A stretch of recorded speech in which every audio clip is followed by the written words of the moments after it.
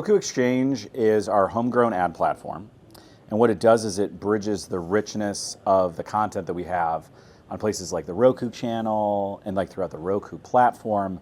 It bridges everything from the content to the identity, the assets that we have with our authenticated user base.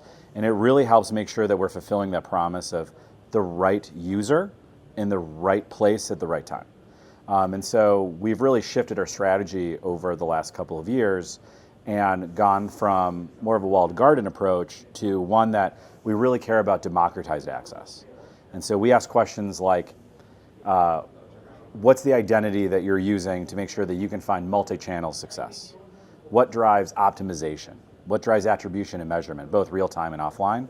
And that's really how we've kind of architected our platform to be able to take in all those signals, be able to hydrate them on the way out, be able to ingest them on the way in, and make sure that we are actually delivering truly like the best ads for the best users to drive the most meaningful outcome for the advertisers. So there's been a lot of headlines, big news coming out of CES.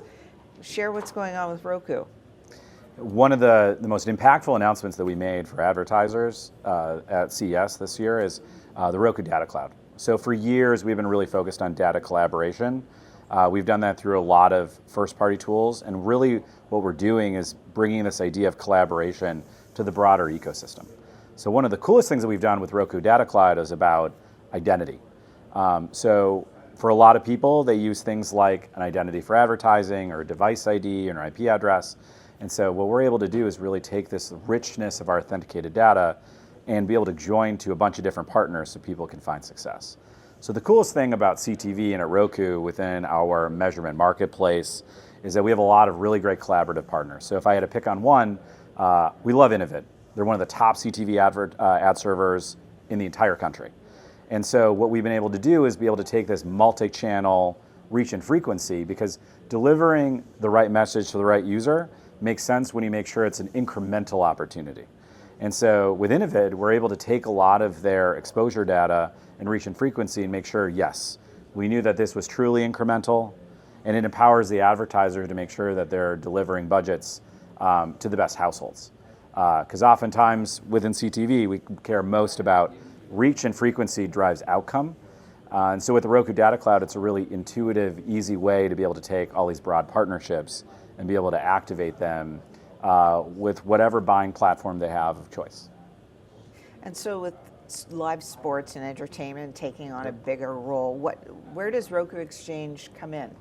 Yeah, Roku Exchange empowers everything within the Roku channel, which, if you look at Nielsen Gauge, is literally one of the top AVOD platforms anywhere in CTV, but especially on Roku.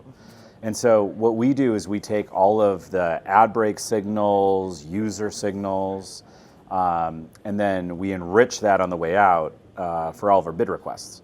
And so we go out and we say, okay, so this is live sports, this is this break, this is this user, and we make sure that we're pulling in meaningful demand. And then we handle everything from what's the best ad, what do we select, can it render, we transcode, we stitch, and we insert.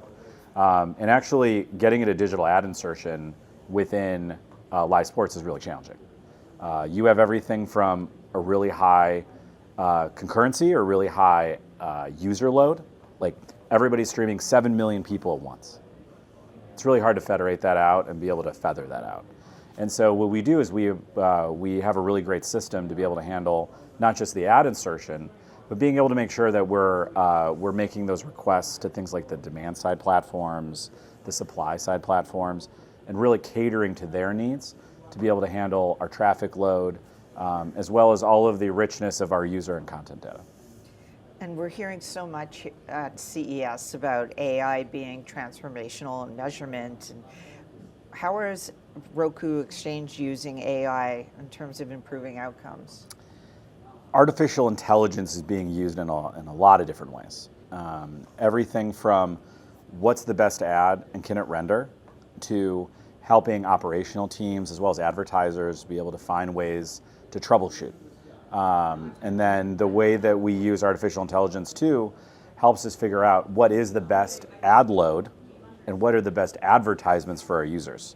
So let's take video on demand for example. So there's a 2-minute ad break. It doesn't actually have to be 2 minutes in length. It could be longer, it could be shorter. Maybe we skip a couple of potential ad breaks and we're like, okay, putting it here means that the user is going to have a higher program completion rate. So they have a more valuable experience. And this is the right time for the ads. And so we've taken this artificial intelligence to be able to design it for what's the best ad experience, the best ad load for those users and the advertisers. And what we've actually proven through the growth in the Roku channel, and you see it within the daily reach, you see it in the monthly reach, and you see it in reports like Nielsen Gauge, the reason why we've been successful is we take all of that information and we really curate it. And there's a lot of things that go into that artificial intelligence, but I like to think that humans think 2-3 dimensions. What AI has been really good at is taking all of this data that we have, all the pattern recognition, and be able to really probabilistically say, this is the right experience. And so CES is starting to wrap up. Roku has had a few big announcements. You want to share one of the biggest? Yeah, we just launched in market something that we call Roku Data Cloud. For many years, we've been really focused on identity and also collaboration, like data collaboration. So we just announced this, our first demand-side platforms with Yahoo, and it really goes back to the mission of Roku Exchange. What is the identity that you can recognize? There's a lot of identifiers out there. The best identifiers in CTV are deterministic identifiers. It's things that make sense within a buying platform. And so it allows us to be able to have a real-time identity sync.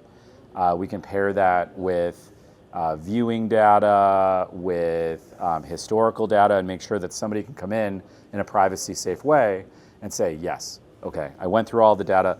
This is a really meaningful opportunity for me. And then to be able to onboard that into the demand-side platform of their choice. And with that, you have greater relevancy, and we are really driving more meaningful outcomes.